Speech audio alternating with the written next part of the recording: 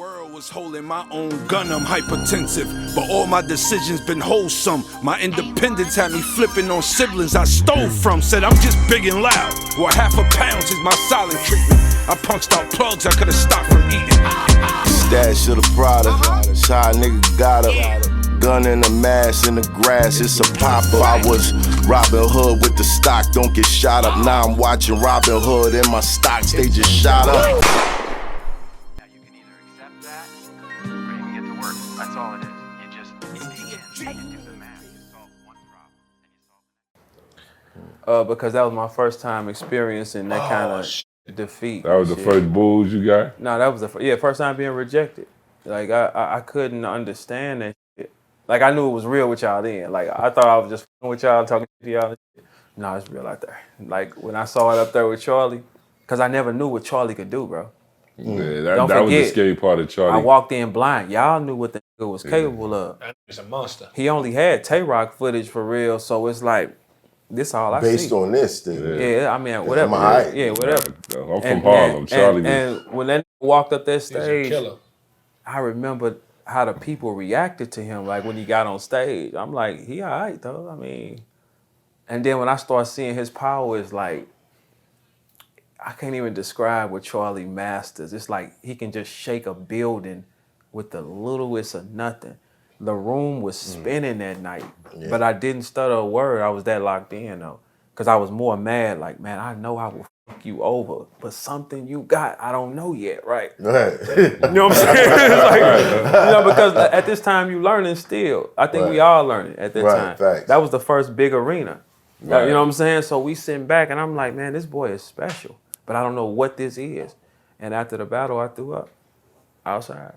We didn't have no food, of course.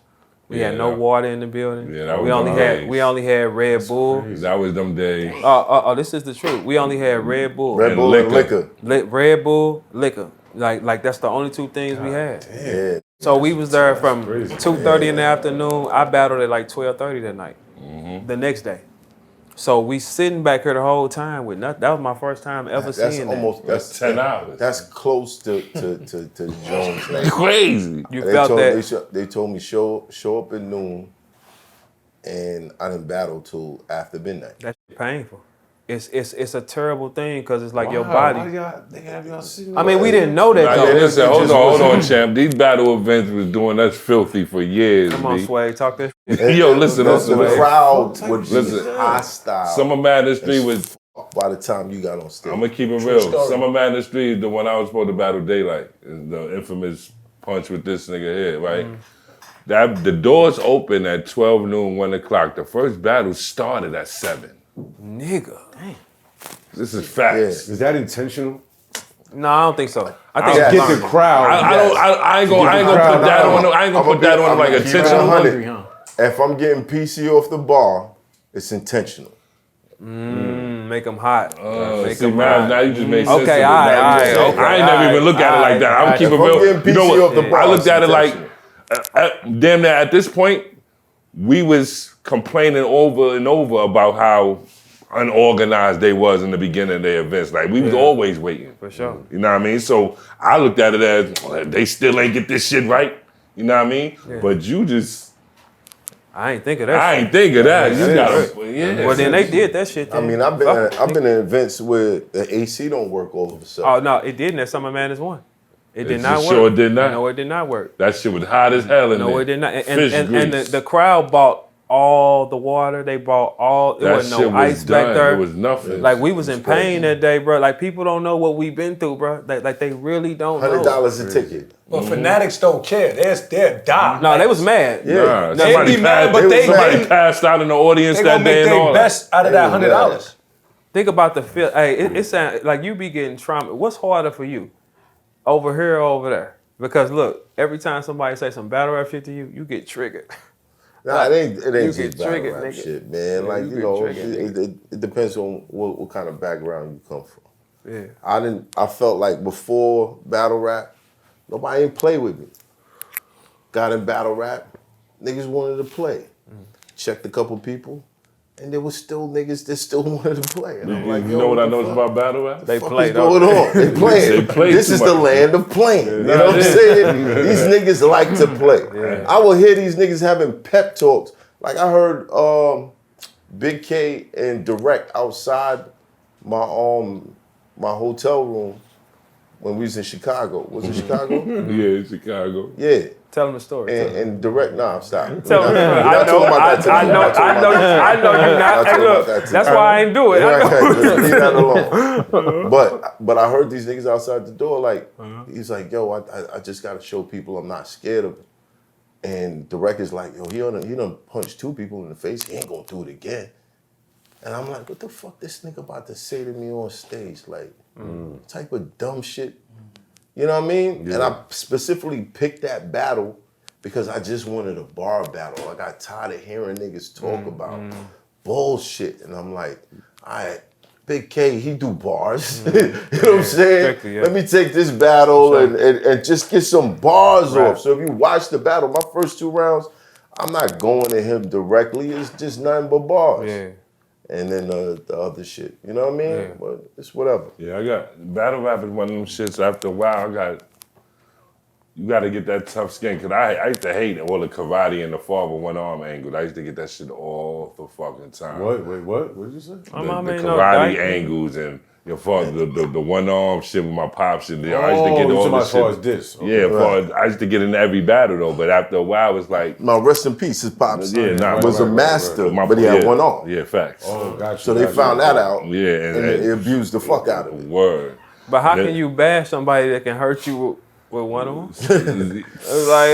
They'll find a way, you know what I mean? They would find a way. And it's just like, I would get it every battle. So that's why I'm like, it was getting me frustrated. At one point, I was getting mad, but then after a while, I was just like, if that's all they could say about a nigga, then I must be, you know what I mean? Because that's all I was getting. Like, it's in your contract where you can't swing though, right? You can't. Yeah. Yeah. They don't want nobody fighting. Listen, man. Look at your man right here, right? Listen, man. It's in your contract. I'll be honest with you. Certain situations. Nah, we human though. We human. Certain situations, out of nowhere, I got paid before I hit the stage.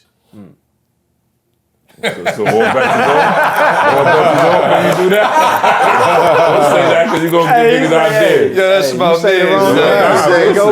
It was like, I ain't mad. I was like, that day when Mav did that, I felt like that was my fault because I was in the crowd willing it to happen. Nah, bro. Because Simeon was acting like an asshole that day. But look, niggas went through some shit before we even got to the stage. Like, I was with him the whole night. The food shit, like, all that shit was security, facts. Nigga said I had 1 chicken stick. That shit make you sad. Nah, it wasn't. When we got to the kitchen, it wasn't nothing in the kitchen. It was no food. There. Nah, I know. I remember that day. I remember going to the kitchen and seeing crumbs. Everything in me was saying leave that night, but man, let's get it. We sound like singing a Negro spiritual, man, like abuse or something. Nigga, these white folks done did us dirty. Nah, listen. It's just, yo, this is the thing about battle rappers, which is really, really, really, really, really fucked up. In every other place on this planet where battle rap is popular, the battle rappers are the biggest rappers in that country. Yeah, for sure. Well, you said before. Albums, they go platinum. It's a different type of respect. Well, like you said, like over here, everybody's a battle rapper. Everybody's a rapper over here. Yeah, it's a little saturated. Over here, everybody knows their place. In other countries, they're just fans first. Right. So, like, we'll get booked to go overseas. When a motherfucker that live next door to you might not know who the fuck you are. Because they respect the lyricism in those areas. And that's why their battle rappers are their biggest rappers. Like, they drop albums, they go platinum, but they battle periodically throughout the year. But they're the biggest artists in that area. It's only here that for some reason, the greatest lyricists, and I say battle rappers are the greatest lyricists walking these streets, wherever they at in this country, the greatest lyricists are like the bottom of the totem pole. Makes no sense to me. But I think it's projected on us to be the bottom of the totem pole. Same thing as like, I mean, when you know somebody great, you got to step on it. Because of shit, the power we possess, it can't, you got to keep that shit in the X-Men chamber, nigga. You can't let that shit, because it'll fuck the world up. Just imagine if all the battle rappers that are talented and with recording was with Dre and was with all the high-powered producers. It's over with. We have core fan bases already. Just think about if you went to Dre, I went to Timberland, and he went to Scott Storch. Yeah, like now you got 12 battle rappers that's highly capable of fucking the world up. Yeah. Like highly capable because we're the only people that can. The studio ain't no fight for us, bro. You feel a different energy because there's no beat. Niggas ain't gotta like the beat. You know what I mean? Like, oh shit, Dr. Dre produced your whole album. Oh yeah, when nigga walk out on stage, you hear that shit thump. The crowd is already like this. Right.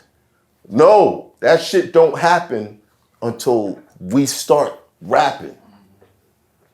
And through the way that we rap, we can get the same reaction with no music. That these niggas can get when their biggest stars walk out on stage. Yeah.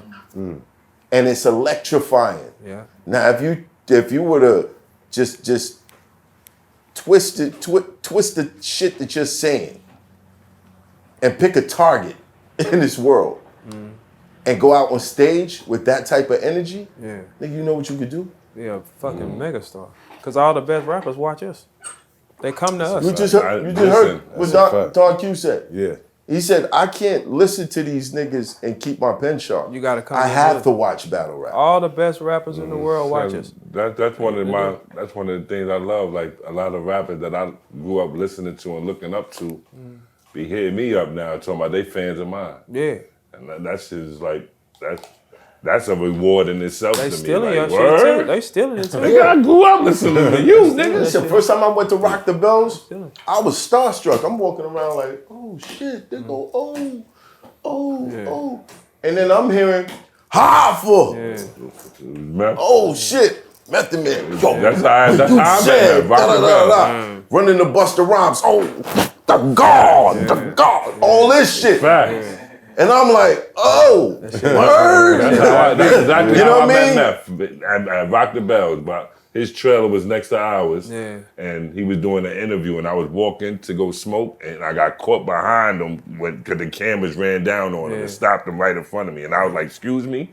And he looked, he said, SWAVE 7. Oh, SWAVE 7. And I was like, SWAVE. But it still was like, this nigga know who I am. Yeah. You know what I mean? That shit was incredible. Shouts to Meth. He keep it real with everybody. Big shout out. Every time he come to St. Louis, I get up with him. Every time he show big love. shout out to Meth. He show love to battle rap. I see he got like videos with damn near everybody. Nah, Meth is one of them dudes. He'll hit you up and say, yo, hit me if you need me. And he be real with that. Yeah, facts. He's dead up real with that. And he not one of them just saying. I think they appreciate what we do a lot because it's like they know that shit what that is. You know what I'm saying? That's why you'll see a Drake that'll shout us out, and you'll see like all the high-powered niggas they watch and say, damn, these guys is really that. It do motivate them. Drake told me in Miami that blew my mind. I mean, this is Drake. Like, this nigga said, yo, what y'all do on that stage makes what we do look like child's play. So this nigga about to ask me for some money? He's stupid. Like, that was the super butter. You know what I mean? Like, yeah, but in a way, he kind of got a point. He had a point, and he sees it like that. Who the fuck am I to argue with the biggest artist in the fucking world? You know what I mean? Oh, shit. Because you gotta be real. Big artists like that, I mean, when they get to a certain level, they start getting help. They start getting producers telling them what pocket they want they should stay in. And, you know what I mean? We don't really got that. Unless you getting help, like, you know, we got the Ghost Rider shit going on now. Yeah, that shit coming out. But, you know, for the most part, from our cloth, we ain't have no Ghost Riders. We was in our zones, like you said, the demons. We was in our zones, pinning our shit and trying to bust our brains to come up with the best shit possible that's gonna put our name out there. I think they do it on record. What you think about Drake's album? Like, I think his album is good to me. A nigga used to have no chill, nowadays I bump side A. Traffic going bumper to bumper, stuck on the highway. Takes so long to get from Monday to Friday, then you wake up on Sunday like it was just Friday. Crime pays, I ain't I wasn't trying to slave a 9 to 5 till my dying days. Frank Sinatra, I gotta do it my way. Chasing the dream, some people look at you.